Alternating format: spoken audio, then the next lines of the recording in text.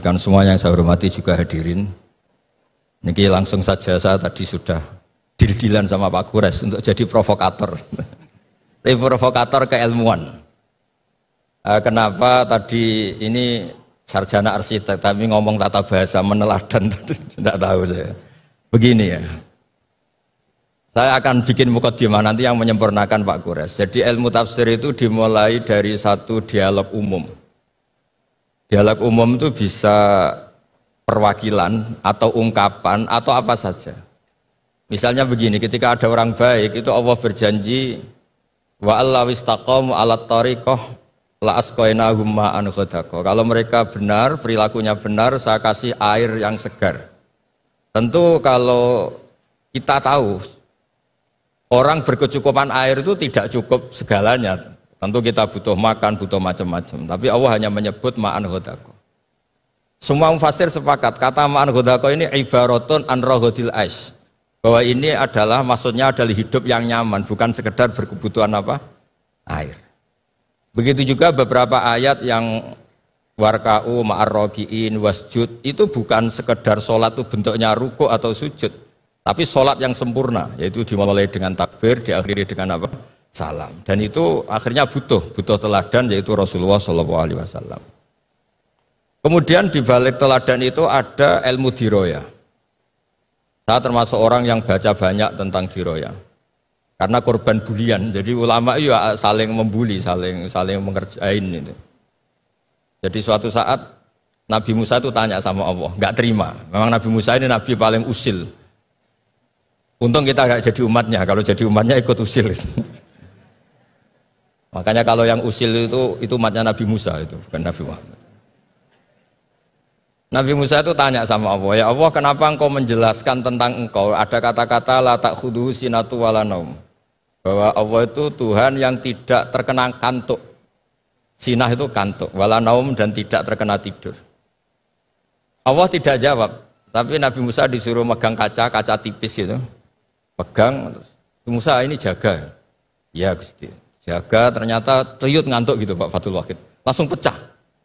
Kamu jaga gitu ngantuk langsung pecah. Bayangkan saya yang jadi Tuhan, kalau ngantuk sedikit saja alam bisa rusak semua. Terus baru tahu dia, oh penting penjelasan sinatun, tidak ngantuk itu. Kalau rektor kadang-kadang ngantuk boleh Pak Fathul Wahid, nggak apa-apa ya. Karena tidak Tuhan, nggak apa-apa. Ngantuk ya nggak apa-apa, salah ya nggak apa-apa, marah ya nggak apa-apa, karena bawahnya tidak berani negur. Yang nggak boleh salah itu anak buah. Saya ini kata pejabat UI itu Dewan Pembina, jadi memang berhak jelas Pak Rektor dalam struktur. Itu kalau pakai struktur UI, kalau pakai struktur ulama lebih boleh lagi. Jadi diroya itu penting, karena dengan diroya itu yang disebut Quran datar, itu kemudian punya makna yang luar biasa. Tapi kalau kita tidak punya diroya, maka kesannya Quran itu nyuwun sewu itu datar. Itu masalah besar bagi kita sebagai peneliti Quran. Makanya kadang-kadang itu butuh, tadi saya bilang sedikit provokatif. Karena diskusinya ulama itu juga dimulai dari provokasi. Saya sedikit cerita perdebatan ulama yang ekstrim. Mu'tazilah itu berpendapat Allah itu hanya menghendaki kebaikan. Karena Allah itu melarang keburukan. Kalau Allah menghendaki keburukan ini paradok. Bagaimana mungkin melarang tapi menghendaki? Jadi Mu'tazilah bingung kalau ngartikan ayat fayudillu wa mayasa wa yahdi mayasa. Terus kata Imam Sanusi itu pengarang kitab Ummul Barohin. Berdebat begini, kalimatnya begini. Idzan waqa'a fi mulkihi ma la yuridu. Kalau kejelekan itu Allah tidak menghendaki, maka banyak di alam raya ini kejadian yang Allah tidak tahu. Jadi kalau Allah dilapuri, ya Allah di dunia banyak maksiat. Waduh itu di luar kekuasaan saya, itu kan masalah ya. Kadang-kadang jawaban provokatif gini itu bisa menghentikan lawan debat.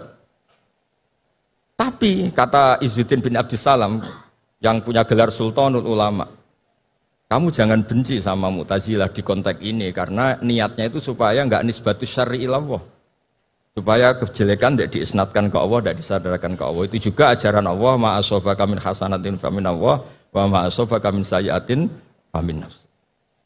Tapi ahli sunnah tetap saja berpikir khairihi wa syarrihi minallah. Nah, Tapi nggak boleh ditanyakan ya. Kalau kamu tanya ini tak cap jadi umatnya Nabi Musa, nggak boleh tanya bab qada qadar. Karena panduannya Rasulullah SAW ngendikane idza dzukiral qadar fa'amsiku. Kalau sudah diskusi qada qadar kamu harus diam. Yang bicara kriminal, pidana. Tapi saya memberi contoh betapa perdebatan di Roya itu penting. Nabi wa Khalilur Rahman Ibrahim itu juga sering debat malah sama Allah, enggak sama Pak Kores atau sama Pak Rektor enggak. Suatu saat Nabi Ibrahim itu mau meninggal, kata malaikat Israel, Ibrahim kamu mau meninggal? Enggak, saya enggak mau meninggal. Kenapa? Karena saya gelarnya Khalilur Rahman, kekasih Allah. Hubungannya apa? Aro'aita khalilan yumitu khalilah, masa kekasih membunuh yang dikasih ini enggak benar?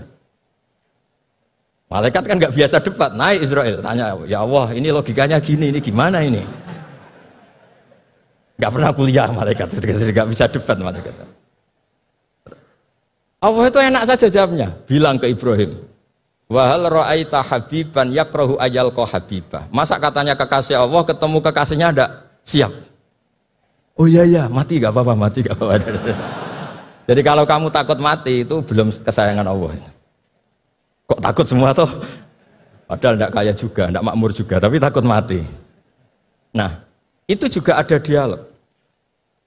Sehingga ilmu ini menjadi hebat itu karena banyaknya dialog. Yang terakhir, saya ini Sohibul Bed, jadi nanti Pak Kures yang ngertikan. Ya, saya hanya merovokasi supaya nanti Pak Kures pakai ilmu yang kelas A, bukan kelas muhibban kata Pak Rektor tadi. Itu ya provokatif. Muhibbin itu sudah luar biasa. Kalau mustame malah turu terus ngantuk itu kalau di Indonesia. Muhibbin itu sudah luar biasa. Ada sekian debat-debat yang misalnya begini di tafsir Tobari.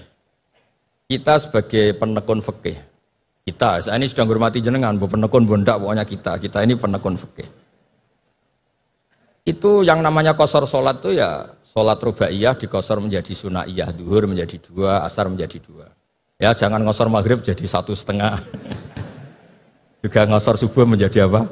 1. Yang boleh dikosor itu yang sholat apa? Rubaiyah yang jumlahnya 4. Ini kalau nggak diajari ini bahaya ini. Sudah pakai nama Islam terus ngosor sholat maghrib bisa repot.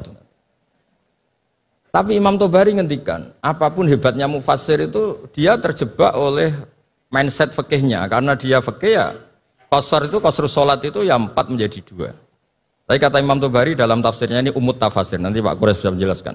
Nggak ada tafsir kecuali nginduk kitab namanya tafsir Tobari, umut tafasir. Itu digelari lam yu'allaf fil Islam misluh, nggak ada karangan sehebat tafsir Tobari kecuali Al-Misbah. Tenang mawon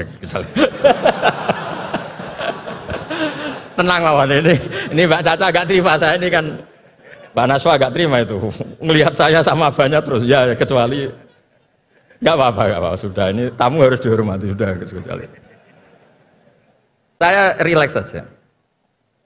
Falaisa alaikum junahun an taqsuru minas shalah in khiftum ayyaftinakumul ladina. Itu kata Imam Tobari, qasrus salat menjadikan salat 4 menjadi 2 itu ya bagian dari qasrus salat, tapi qasrus salat itu bisa yang pernah wajib menjadi tidak wajib. Misalnya salat itu wajib menghadap ke kiblat, gara-gara kondisi darurat tidak wajib menghadap apa? Kiblat. Salat normalnya enggak boleh gerak di atas 3 kali, tapi gara-gara kondisi darurat boleh gerak di atas 3 kali. Itu juga qasrus sholat, menjadikan yang wajib menjadi tidak wajib, yang pantangan menjadi boleh. Sehingga pesannya Mbah Mun guru saya Kiai Maimun juga pesannya Bapak, tafsir biarkan tetap tafsir, jangan mengganti kalimatun jami'ah atau lafdun jama' yang ada di Quran. Karena kalau tafsir membentuk nanti menjadi mudhoyik, mempersempit makna Quran. Coba kalau sampean belajar tafsir ya Yohanes mesti ya ahla Makkah. Budu robbakum. Kalau nuruti tafsir kan, oh ini perintah ke ahli Mekah, saya kan orang Indonesia. Bisa masalah itu. Misalnya tahajud, wa minal laili fatahajjat bi. Fatahajjat ya Muhammad ya Rasulullah. Saya kan tidak Nabi Muhammad, berarti tidak kena perintah itu. Masalah besar itu. Jadi memang tafsir itu harus, tadi saya sudah matur Pak Kures, di pondok itu jarang orang nulis tafsir. Karena sudah diancam man fasarul Quran bi ra'yihi falyatabawa maq'adahu minan nar.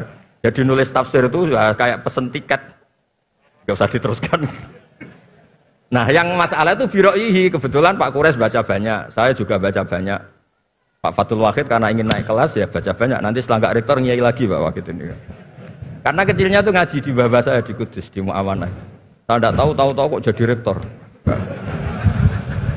Nggak tahu, makanya dia tadi dalil-dalil kayak wong pinter gitu kan. Karena saya juga heran. Masa di depan Pak Kures, di depan saya tetap dalil itu luar biasa.